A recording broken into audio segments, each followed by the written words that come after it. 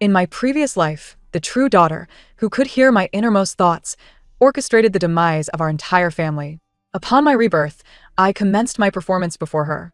My mother has long since grown weary of that inexpensive silver bracelet. She simply could not find a suitable moment to discard it. In truth, this silver bracelet was a cherished gift from my father to my mother upon the arrival of the true daughter, and she held it in utmost reverence. On father's birthday, let us prepare beef dumplings for him. He adores dumplings filled with beef. In reality, my father is allergic to beef, which is why it has never graced our home. My grandmother detests those stereotypical wealthy young ladies, akin to mass-produced Barbie dolls. Perhaps she should adopt a darker punk aesthetic. In truth, my grandmother's family lineage hails from a long line of officials who place great importance on decorum.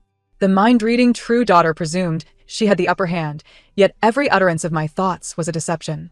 Except for one. Shall you, dear sister, does Yenner's presence cause you distress? If so, I can leave immediately.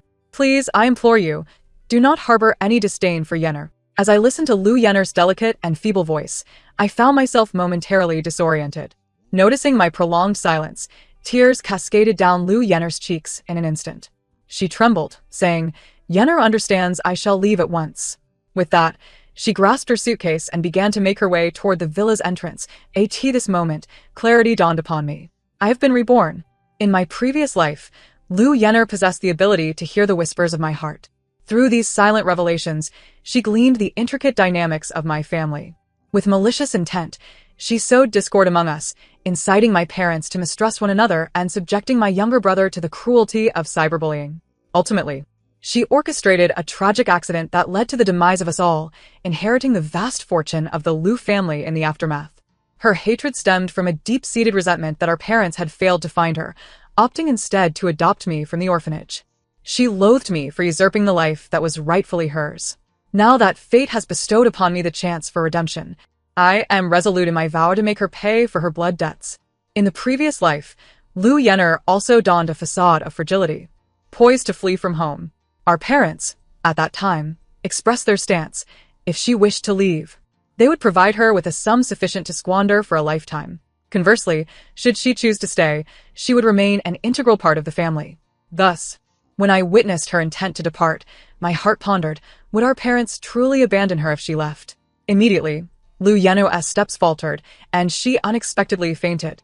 The doctor, upon examination, could find no physical ailment, ultimately diagnosing her with a bout of overwhelming sorrow. This time, I deliberately mused, to think Lu Yenner possesses such fortitude. Our parents remarked that if she could so easily forget her adoptive parents to return for a life of luxury, she would be nothing but an ingrate, and they would look down upon her. Please do not leave. As I had anticipated, Lu Yenner, despite her earlier hesitations, quickened her pace, fleeing the house as if in flight. I called out in desperation, "Yenner, this is your home. Your biological parents are here." If our parents truly harbored no feelings for her, it would be disingenuous, for after all, she was their child born through 10 arduous months of pregnancy. However, Lu Yenner regarded us with the disdain reserved for villains. "No, my parents are ordinary people. You are not my family." I seethed internally. What? Lu Yenner is indeed resolute. This is disastrous. My reaction only emboldened her audacity. She slammed the door behind her, hurling her final words, "I will never return." Our mother staggered back, clutching her chest, murmuring, "Could I have been mistaken? Surely that couple is the real culprit behind her abduction." My younger brother, Lu Ting, was born when I was 6. He regarded Lu Yenner as a complete stranger and felt an intense aversion towards her. If that's the case, why bother bringing her back? Is sister not enough for you? You treat her this way. Just moments ago, sister merely welcomed her back, and she retaliated so harshly. If she truly returns, who knows what chaos will ensue in this house? I instantly lowered my gaze, my eyes brimming with unshed tears. Memories of how, in my previous life, Lu Ting stood by my side in defense of me flooded back, only for Lu Yenner to later tarnish his reputation through fabricated videos, leading to his merciless cyberbullying and, ultimately, his tragic decision to end his own life. I grasped Lu Ting's arm, shaking my head resolutely. In this life, I must protect my brother. For I am acutely aware that even if Lu Yenner departs now, it will not be long before she returns to the Lu household.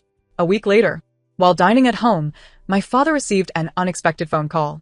I could distinctly hear Lu Yenner's voice on the line, pleading, Father, please help me. Save me. Her voice, inherently frail, intensified my father's sense of guilt towards her. My parents hastily set aside their utensils and rushed to the Lu residence. Lu Ting furrowed his brow. Suspicious. What trick is Lu Yenner up to now? Just days ago, she claimed we were not her family. And now, she calls out father so insincerely? Before long, my parents returned with Lu Yenner in tow. Her clothing bore signs of having been torn, her face smeared with dirt, presenting a rather disheveled appearance. Lu Ting, unable to contain his emotions due to his youth, shouted at Lu Yenner. Did you not say you did not recognize us? What are you doing back here? Lu Yenner lowered her head, tears streaming down her cheeks as she clutched at our father's shirt, feigning vulnerability. Father, I told you that sister and brother would not welcome me. I should just leave. My father, incensed, retorted, Lu Ting. This household is not for you to govern. The once timid Lu Yenner, witnessing our father's defense of her, straightened her posture. Yet, I understood that his concern was merely a reaction to discovering her adoptive parents were in dire straits, having incurred gambling debts that led them to consider pawning her off as a mistress. To claim he loved her dearly would be a gross exaggeration. I deliberately exacerbated her misconceptions about our parents, allowing my thoughts to surface. I never realized our parents cared for Lu Yenner so deeply, treating me and my brother in this manner. It seems there is truly no place for me in this household anymore. Should I begin to curry favor with her from this moment forth? Lu Yenner stood tall, asserting, after all, I share the blood of the Lu family. I am your sister. Am I not entitled to return to this home? What right do you have to shout at me? I am undeniably your sister. Yet you treat a mere stranger with such regard. Her lengthy tirade starkly contrasted her earlier demeanor of distress, leaving both my brother and our parents in stunned silence, unable to fathom her rapid transformation. Lu Ting, still young, could not bear the sight of our parents siding with Lu Yenner and stormed upstairs in a fit of rage. Our mother sighed, choosing not to pursue the matter further. Go upstairs and put your belongings back in your room. As I passed my own room, a thought struck me. What if Lu Yenner covets my room? Suddenly, she halted, pointing at the door to my room. I want to stay here. This is Xiaoyan's room. There are plenty of vacant rooms in the house. Why not choose another? Lu Yenner regarded me with a provocative gaze. This was always meant to be my room. I forced a smile, strained yet polite. Mother, it's fine. Let Yenner have this room. I don't mind. My father's gaze towards me was now tinged with added sympathy. Before long, the school term commenced. In my previous life, Lu Yenner was also enrolled in the same prestigious private institution as I. The students there were predominantly affluent. In my past, she had exploited her ability to eavesdrop on my thoughts, learning the preferences of my classmates and friends, inching closer to them to capture their hearts. She even went so far as to provoke the influential bullies in our class under my name, employing every underhanded tactic to incite their disdain for me. She burned me with a cigarette, cut my hair, and reveled as I endured humiliation, ultimately leading to my drowning in the swimming pool. The memory sent a chill down my spine as I sat in my seat, cold sweat trickling down my back. Hello everyone, my name is Lu Yenner. As I gazed at Lu Yenner on the podium, my thoughts began to drift. News spread swiftly within our circle. Everyone was aware that Lu Yenner was the long-lost true heiress of the Lu family. Speculations about my position began to circulate. Even the notorious school bully, Chenlon, regarded her with intrigue. Why is Lu Yenner fixated on Chenlon? Does she wish to sit with her? That cannot happen. Chenlon is the sole heir of the illustrious Chen family. If they become friends, my own position may become precarious. Though Lu Yenner may not know who Chenlon is, it is inconceivable that she has not heard of the Chen family's reputation in Jiangcheng. Her eyes instantly sparkled with excitement. Teacher, I wish to be seated with classmate Chenlon. The teacher was about to intervene when Chenlan's lips curled into a lively smile. Of course, that is no problem at all, Lu classmate. I recognized that this was the glint in Chenlan's eyes when she regarded her prey. In truth, Chenlan is quite a guarded individual. In my previous life, we had no interaction whatsoever. However, under Lu Yenner's machinations, I stumbled upon the scene where she confessed to the school heartthrob only to be rejected. At that moment, she wore a similar smile. It was hardly surprising that Lu Yenner, having barely entered the classroom for a few minutes, already knew her name. How could Chenlon not take notice? Given my experience of being bullied by Chenlon in my past life, I was acutely aware of her preferences. Heavens! Lu Yenner has quickly become chummy with Chenlon. Look at that smile on Chenlan's face. Should I perhaps go to the coffee shop on the second floor after class and buy her a cup of coffee to curry favor? That CAF is her absolute favorite.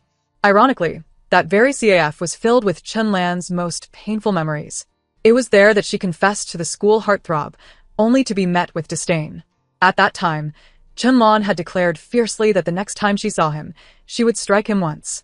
Yet, in reality, the opposite unfolded. Chunlan remained infatuated with him, even confessing in solitude. I had stumbled upon that confession due to Liu Yenner's designs. As I had anticipated, when class ended, Liu Yenner bolted to the second-floor coffee shop and returned with 2 cups of coffee. I could distinctly feel the gasps of surprise from my classmates. The rich aroma of coffee swiftly permeated the classroom. Classmate Chunlan, would you care for a cup of coffee? Chunlan's eyes flickered with a cold glint as she scrutinized the coffee in her hands. How did you know that this CAF serves my favorite coffee? Liu Yenner blushed with delight, clearly pleased with herself. I found myself cornered in the bathroom by Chunlan. She abruptly seized my clothing. Did you inform that insufferable fool about my affairs? The familiar motion sent my thoughts spiraling back to the past, intensifying my resentment towards her and Liu Yenner. I feigned terror, adopting a sycophantic tone. Indeed, I informed her of your taboos the day before school started, fearing that she might offend you. But I never anticipated. My voice trailed off, growing weaker. Chunlan echoed my words, then murmured to herself. So, she did this on purpose to provoke me? Surely not. Perhaps it was unintentional. Chunlan was not in the mood to entertain my feeble justifications. She shoved me aside. Before departing, she issued a menacing warning. I shall have my fun with her. If you wish to avoid calamity, best not to interfere. I gazed at her retreating figure, unable to suppress a smirk. Chunlan's greatest flaw was her single-mindedness. She could not bear provocation. Liu Yenner, Chunlan, this time around, let us witness your mutual destruction. Time flew swiftly, and before long, it was the day of my parents' wedding anniversary. In the morning, I noticed my mother had donned a silver bracelet, glancing at Liu Yenner, who, as expected, was visibly concerned. After all, my mother rarely changed her jewelry, and today she had chosen an antiquated silver bracelet that clashed with her status. I feigned a sigh of regret. Mother must have worn this bracelet to remind father. Liu Yenner's gaze instantly shifted to me. Sensing the opportunity, I pressed on. This bracelet has long ceased to befit her status. Father, after all, is quite wealthy now. Why would he not buy mother a new one? I had heard her mention wanting to discard it, but given that it was a gift from father, she found no suitable moment. It is truly disheartening to witness. Liu Yenner subtly interjected, Mother, it seems this bracelet does not match your status. I noticed a flicker of discontent in my parents' eyes, yet their ignorance spared them from expressing it too overtly. My mother explained calmly, this bracelet was a gift from your father when you were born. He had just started his business and had little money, yet he insisted on buying me this bracelet. It seems like just yesterday that you were born. Perhaps due to the bracelet's association with Liu Yenner's birth, my mother's eyes welled with tears as she gazed at Liu Yenner. Her words echoed my own thoughts. Considering my father's presence and my mother's sentiments, Liu Yenner was undoubtedly calculating her approach. Since returning to the Liu family, my father had gifted Liu Yenner a credit card for her unrestricted use. In the afternoon, she ventured out and returned laden with bags from luxury brands. She deliberately flaunted her acquisitions, even waving the silver bracelet. Liu Ting scolded her. What are you doing? That is your mother's bracelet. Unfazit, Liu Yenner provokatively responded. Of course I know. How could this old bracelet ever match mother's status? You all failed to comprehend her sentiments. Her assertions were so emphatic that they caused Liu Ting to question whether he had overreacted. Locking eyes with me, Liu Yenner exuded an air of confidence. I averted my gaze, no longer wishing to see her. I found myself eagerly anticipating what would transpire that evening. Due to social obligations, my parents returned home quite late. As they entered, I heard a piercing scream from my mother's room. Instantly, the villa was illuminated, and all the maids scurried out of the servants' quarters. Reflecting on whether they had made any mistakes, Liu Yenner hastily rushed to my parents' room, her first inquiry being, Mother, did you see the gift I brought you? Instead of the praise she had envisioned, all eyes were fixed on Liu Yenner. Could you repeat that? Liu Yenner was lost in her anticipation of compliments, oblivious to her mother's increasingly dark expression. She shot me a challenging glance. The bracelet I gifted you is lovely, isn't it? From Cartier, Van Cleef Arpels, Bulgari. Before she could finish, her mother interrupted, So you took my silver bracelet? Realizing something was amiss, Liu Yenner glanced nervously between me and the others. She had intended to sweep the matter under the rug, but her blatant display of the bracelet had made that impossible. That old bracelet is hardly appropriate for you. A slap struck Lu Yenner's face. She stood in disbelief, clutching her swollen cheek, tears brimming in her eyes. But I told you this morning. That bracelet was a gift from your father on the day you were born. Its significance is incomparable. Why would you discard it? Do you have any idea how much it means to me? After her impassioned plea, my mother clutched her heart, gasping for breath. Lu Ting, seizing this rare opportunity to needle Lu Yenner, did not hold back. He gently patted our mother's back while deriding, "Mother, it seems she never took your words to heart. To her, that silver bracelet pales in comparison to these luxury items. Only you remain foolishly kind to her, while she does not regard you as her mother at all." Lu Ting, cease your baseless accusations. Lu Yenner exclaimed, her eyes reddening as she pointed an accusing finger at Lu Ting. This was far from the scenario she had anticipated. Suddenly, as if struck by a thought, her gaze shifted toward me. I realized then that she had begun to harbor suspicions against me. A mere silver bracelet could not entirely shatter her parents' expectations. Thus, I knew I must remain concealed for now. With this thought, I cast a fearful glance towards my mother. How could this be? I distinctly heard her express her disdain for this silver bracelet. How could this happen? Fortunately, I had not yet found the opportune moment to secretly swap my mother's silver bracelet for a new one before Lu Yenner snatched the chance away. Otherwise, it would have been my face receiving the slap now. I feigned a state of dread, patting my chest and letting out a soft sigh. Lu Yenner trembled with rage, tears streaming down her cheeks like pearls. My father, who had remained silent until now, shot a deep look at Lu Yenner. Yenner, You have truly disappointed us. Without granting her a chance to explain, he assisted my mother back into the house. Lu Ting wore a smug expression of triumph. TSK. Serves her right. The performance must be convincing. I deliberately curled my lips into a smile and nudged Lu Ting's arm. All right, perhaps you should refrain from speaking further. Lu Yenner bit her lip, glaring at me with fierce intensity.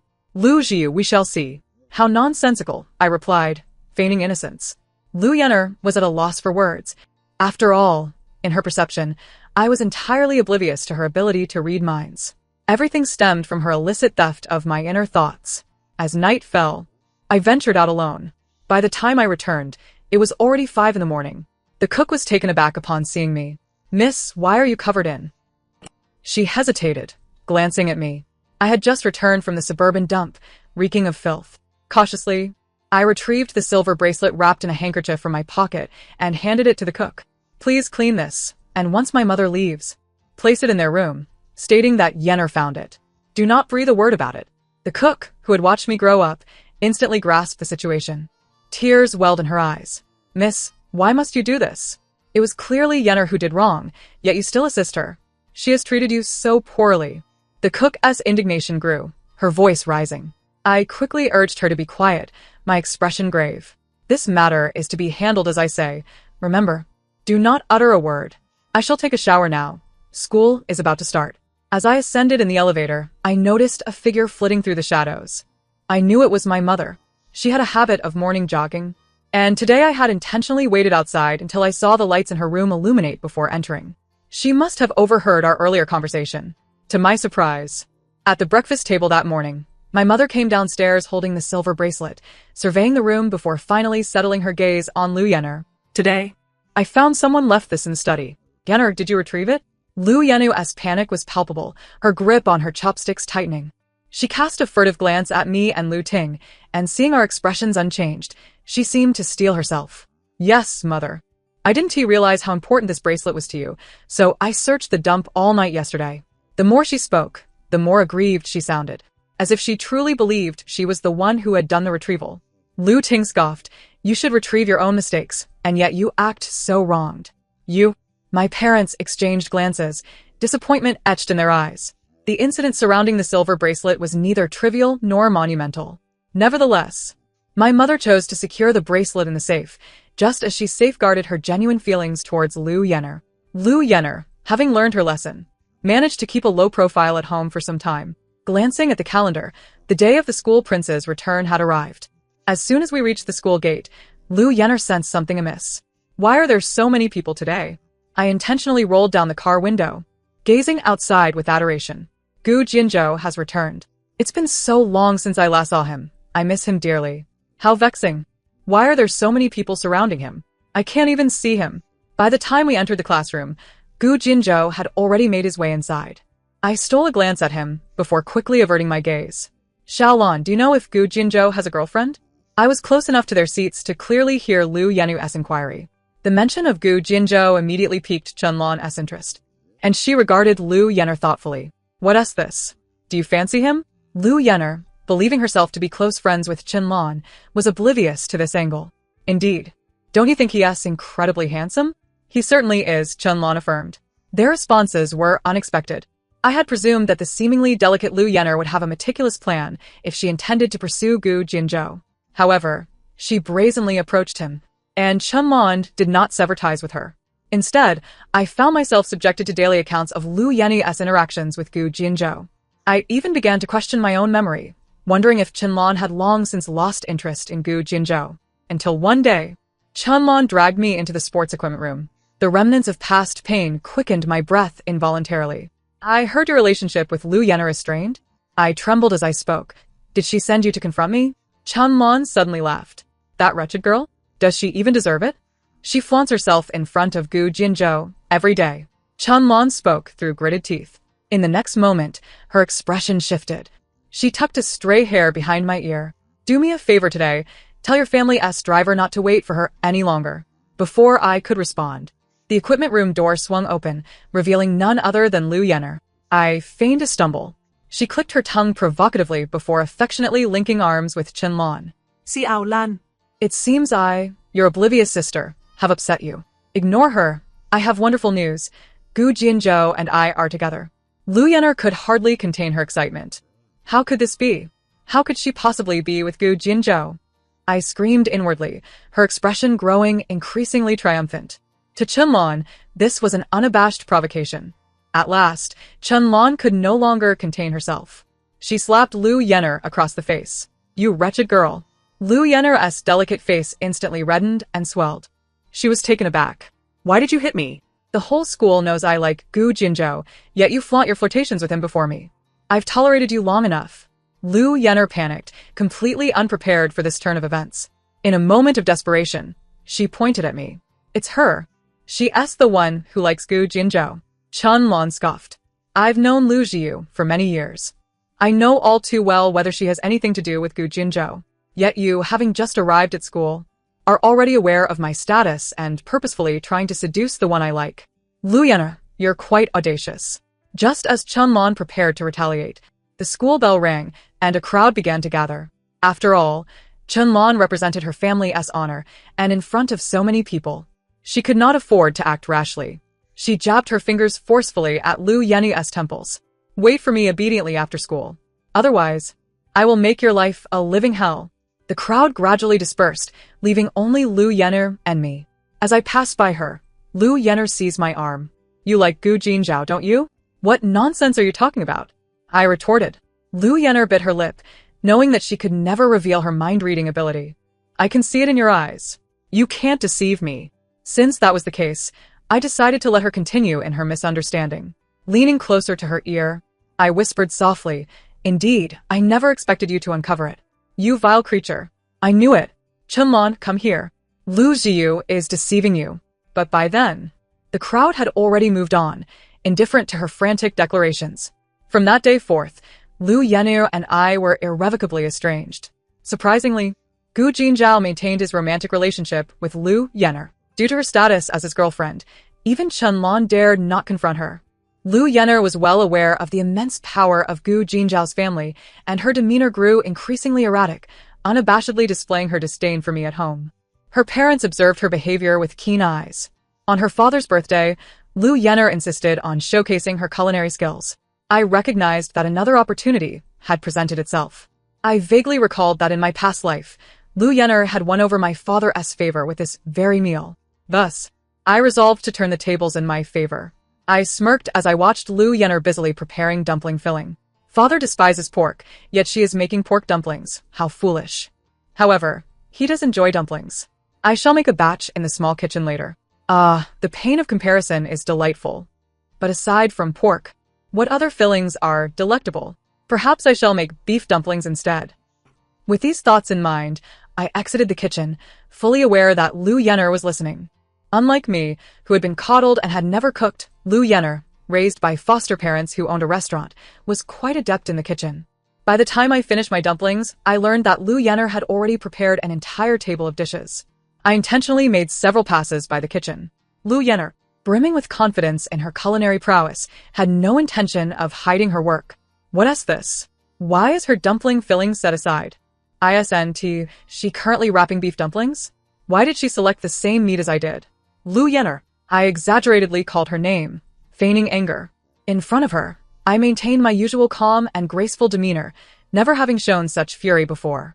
The more I acted this way, the more confident Lu Yenner became. Something's off with Lu Yenner. Why do I constantly feel like she can hear my thoughts? I further played the role of the frightened, guilty party, feigning terror as I gazed at Lu Yenner.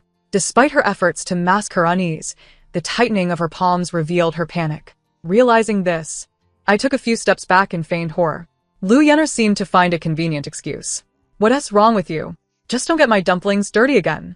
It was because of you that I mistakenly added sugar instead of salt, ruining my ingredients. So that's it? Was I overthinking? Indeed. Mind reading is merely a trope in novels. Such a fantastical concept has no place in reality. With that, I returned to my kitchen. I intentionally made my dumpling wrappers excessively loose, boiling several pots until none emerged intact. Lu Yenner mocked me, TSK, with skills like yours. How can you even think of serving dumplings? I glared at the perfect dumplings on Lu Yenner's plate, my face flushing with embarrassment. In a fit of frustration, I discarded all my dumplings into the trash. When my father returned, Lu Yenner eagerly presented her dumplings to him. Dad. I made these dumplings myself, fresh from the pot and still warm. Please try them. Unable to refuse Lu Yenner's enthusiasm, my father indulged in several dumplings before finally relenting. He intended to wash up before joining the family for the celebration. I was acutely aware of my father's allergy to beef. After approximately half an hour, I spoke up. Dad usually takes 10 minutes to wash up.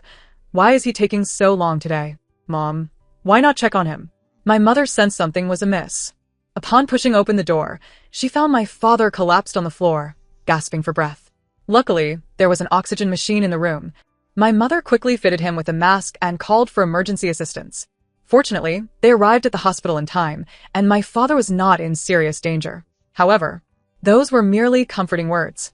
My mother understood that had they been any later, the consequences would have been dire. As if struck by a realization, my mother glared at Lu Yenner. What filling did you use in your dumplings for your father? Lu Yenner, bewildert, replied, beef. My mother slapped her across the face.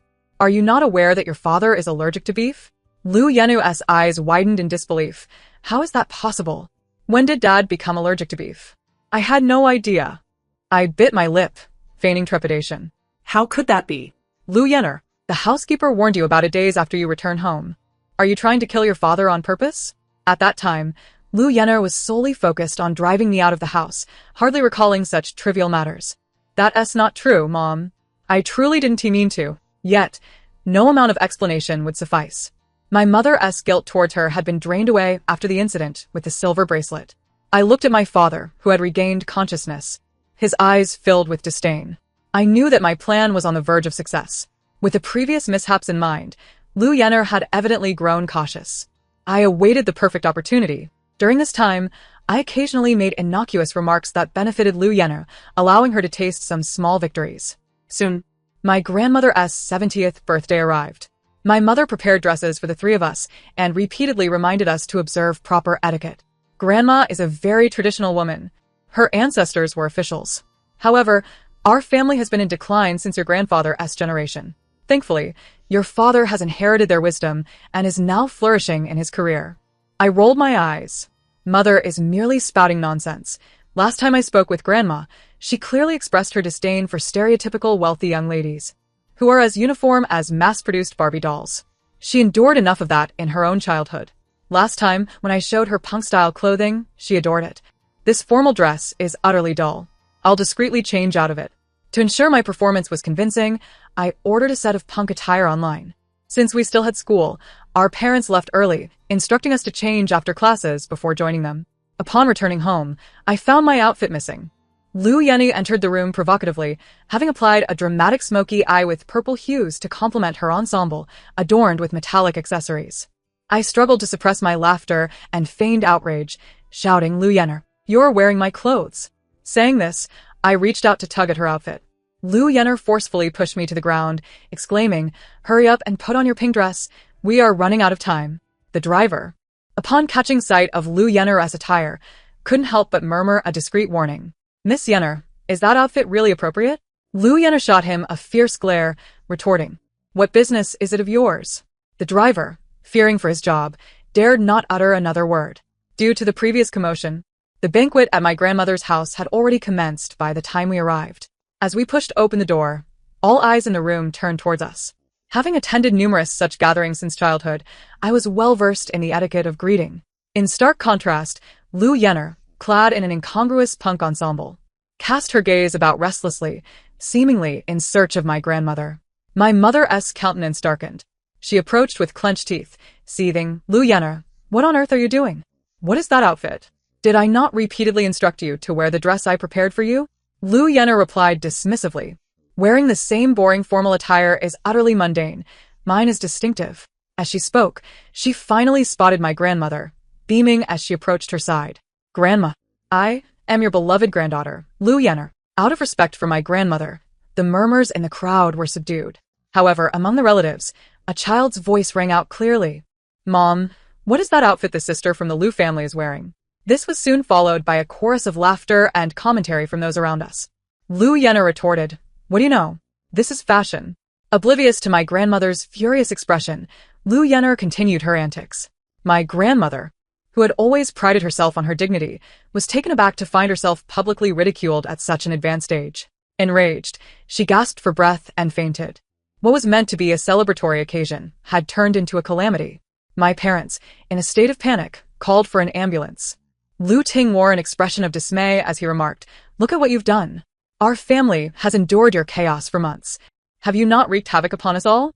The words were spoken without malice, yet they struck a chord with my parents, who began to ponder the situation. My grandmother was rushed into the emergency room, and we waited anxiously outside. Lu Yenner's jarring black attire only served to heighten my father's agitation. In a moment of frustration, he struck her across the face. "Lu Yenner, I truly regret bringing you back. If I could turn back time, I would never acknowledge you as my daughter." Initially, Lu Yenner attempted to defend herself. Tsk, Lu Yenner, it seems you are finally reaping what you have sown." I ceased to conceal my disdain. After a brief moment of shock, Lu Yenner comprehended the situation. Her gaze, capable of inflicting harm, fixed upon me. I smirked. "Only now do you realize? It is too late." Her eyes reddened as she stormed towards me, shouting, "Lu Ziyu, I will kill you, you wretched girl. I will end your life." Lu Ting would never allow her to lay a finger on me. He swiftly restrained her arm. In pain, Lu Yenner screamed hysterically. My father glared at her, declaring, "Enough. Lu Yenner, if you continue this ruckus, do not blame me for disowning you." Just then, Lu Yenner's phone rang. She glanced at it, seemingly struck by a thought. The fear she had just displayed evaporated, replaced by a defiant demeanor. "Disown me if you wish. Do you truly believe I desire to be the daughter of a decrepit old man like you? I will become Mrs. Gu, and I will ensure the Lu family suffers for their actions." With those words, she wrenched free from Lu Ting's grip and stormed out of the hospital in a huff. My parents sighed, clutching their hearts. I knew the end was near. The next encounter with Lu Yenner occurred 6 months later. As I prepared to leave for my studies abroad, a disheveled woman in tattered clothes obstructed my path. The driver offered her 100 yuan, intending to send her away. Suddenly, she screamed and rushed towards our family. "Mom, Dad. It's me." I am Yenner." They recoiled in surprise, instinctively taking steps backward. Her face bore several ghastly scars, rendering her appearance particularly terrifying. Lu Yenner, unfazed, continued, "That scoundrel Gu Jinju. He promised to cherish me forever and make me Mrs. Gu. He said he would marry me upon graduation, yet he turned around and got engaged to someone else. And that Chenlon. She terminated my pregnancy with Gu Jinju and scarred my face. That vile woman will pay for her actions." Her words seemed aimed at eliciting sympathy, yet her parents, long since wounded by her actions, regarded her with cold indifference. Lu Ting yawned, visibly impatient. "Are you done? If so, please step aside." My sister has a flight to catch. Lu Yenner was at her breaking point. Mom, Dad, please listen to me. My father coldly replied. You severed our father-daughter bond months ago. You almost caused your grandmother and me to perish. That's not true. It's all Lu Jiu's doing. She is to blame. As she spoke, Lu Yenner drew a small knife from her pocket and, in a frenzy, lunged at me. Fortunately, Lu Ting reacted quickly and intercepted her. But my arm was still deeply cut by her blade. She continued to scream, I will kill you. I will kill you. The police soon arrived.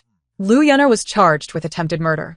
She had tried to feign insanity to escape punishment, but examinations confirmed her mental stability.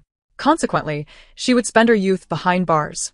Meanwhile, I boarded a flight to America, embarking on a new chapter of my life. The end. Thank you for listening. If you enjoyed it, please give a thumbs up and subscribe. Until we meet again in the next story.